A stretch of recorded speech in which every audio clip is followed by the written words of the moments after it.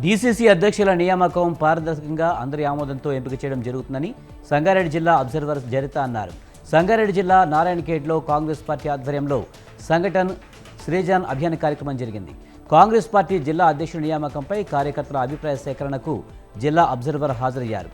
కాంగ్రెస్ పార్టీకి అధిష్టానం సూచించిన విధంగా జిల్లా అధ్యక్షులు నియామకాలు ఉంటాయని చెప్పారు. శాంతి భద్రతల పరిరక్షణలో నిఘా నేత్రాల పాత్ర కీలకమని అన్నారు వర్ధనపేట ఏసీపీ అంబటి నరసయ్య. వరంగల్ జిల్లా రాయపర్తి మండలం మైలారంలో దాతల సహకారంతో ఏర్పాటు చేసిన సీసీ కెమెరాలను ఆయన ప్రారంభించారు. ఒక సీసీ కెమెరా 100 మంది పోలీసులతో సమానమని, వ్యాపార సముదాయాలు, ప్రధాన కూడళ్లలో సీసీ కెమెరాలను ఏర్పాటు చేసుకోవాల్సిన బాధ్యత ప్రజలపై ఉందని ఈ సందర్భంగా ఏసీపీ గుర్తు చేశారు.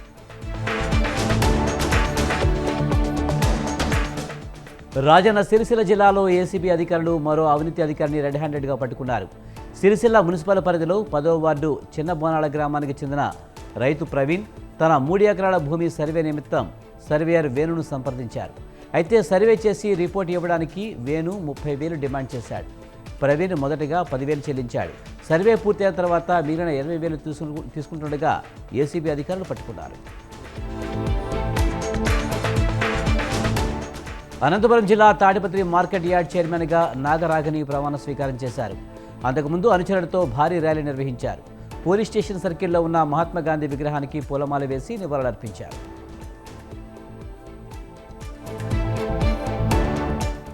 వరంగల్ నగరం కాశీబుగ్గలో కాళికా బార్ కత్తులతో కొంతమంది యువకులు హల్చల్ చేశారు. 2 యువకులపై ఓ వర్గం యువకులు కత్తులతో దాడి చేసి గాయపరిచారు.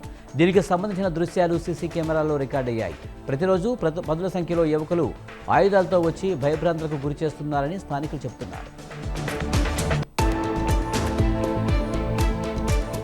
భద్రాద్రి కొత్తగూడెం జిల్లా పాల్వంచపట్నంలో గంజాయి రవాణా చేస్తున్న ముఠా గుట్టురట్టయింది. కారు ఇంజన్లో రహస్యంగా గంజాయి ప్యాకెట్లు తరలిస్తుండగా ఇంజన్ వేడికి మంటలు అంటుకోవడంతో ఈ విషయం వెలుగులోనికి వచ్చింది.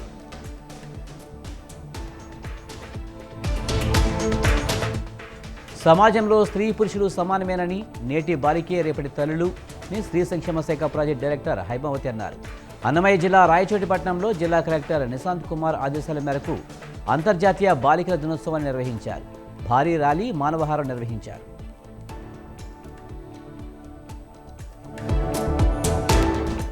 శ్రీ సత్యసాయి జిల్లా నల్లమడ మండలం సికివారిపల్లి గ్రామంలో లింగప్పకు చెందిన గొర్రెలు ముచ్చవాత పడుతుండటంతో ఆందోళన చెందుతున్నాడు. అనారోగ్యంతో బాధపడుతున్న గొర్రెలకు ప్రకాష్ మందుల షాపు నుండి కొనుగోలు చేసిన మందును గొర్రెలకు తాగించాడు. వారం రోజుల వ్యవధిలో 10 గొర్రెలు మృతి చెందాయని గొర్రెల కాపరి కన్నీరు మున్నీరయ్యాడు.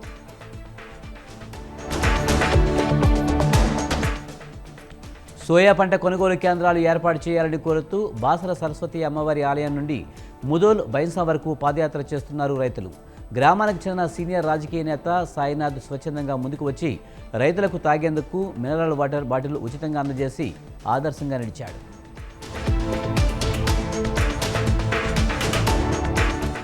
అనంతపురం జిల్లా తాడిపత్రి తహసీల్దార్ ఆఫీస్ వద్ద సీసీఐ ఆధ్వర్యంలో నిరసనకు దిగారు. టిడ్కో ఇళ్లు త్వరగా నిర్మించి లబ్ధిదారులకు అందజేయాలని డిమాండ్ చేశారు. పాలకులు మారినా గృహ నిర్మాణాలను పూర్తిగా గాలికొదిలేశారని అన్నారు.